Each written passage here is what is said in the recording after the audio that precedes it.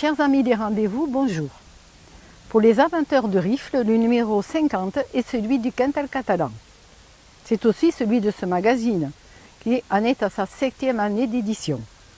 Grâce à ce magazine mensuel, toutes les animations que nous organisons sont filmées ou photographiées par l'équipe des rendez-vous, puis répertoriées et archivées. Voici le mois de janvier 2024. Un début d'année un peu mouvementé puisque le programme a été bouleversé à 2 reprises, mais revenons-en au début.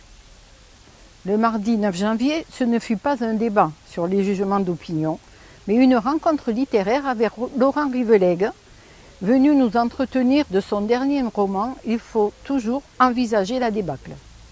Outre ce roman déconcertant, désopilant par moments et remarquablement écrit par un amoureux de la langue, les membres de la commission ont présenté au public les autres œuvres de Laurent Riveleg. Des romans, une BD, des livres pour enfants, dont les fameux « Qui quoi ». La cave Sainte-Jacqueline est venue apporter son soutien à cette animation en proposant au public de déguster ses meilleurs crus. Puis, il y a eu le magnifique concert d'Aline Algudo, interprétant les standards d'Ella Fitzgerald dans le cadre d'un spot. La chanteuse a redonné vie à la grande dame du jazz. Mélodie d'amour, douleur du racisme, rythme des battements de cœur, un concert qui faisait frissonner les oreilles des spectateurs.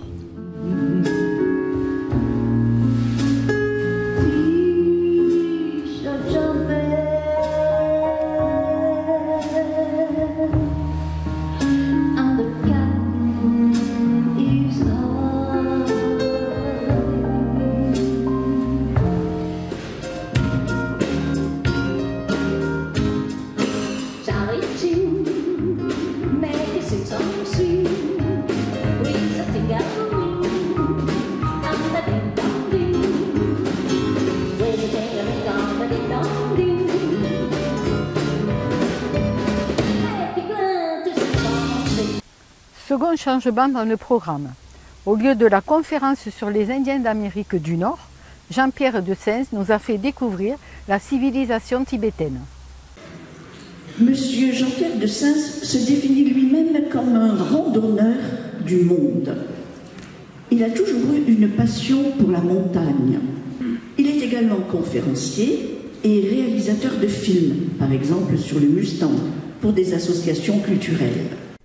Depuis la mainmise par la Chine, il n'en reste que des miettes éparses à travers l'Himalaya, mais cette civilisation, marquée par la puissance des monastères bouddhistes, a rayonné dans toute l'Asie.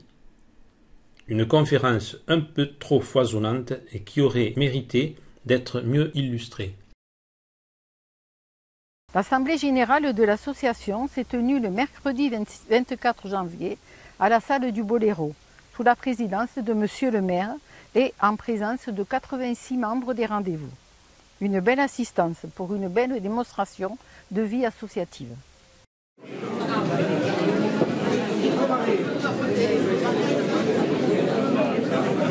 La vitesse de croisière étant atteinte, nous pouvons dès à présent préparer les animations de février. Et en attendant, culturez-vous bien.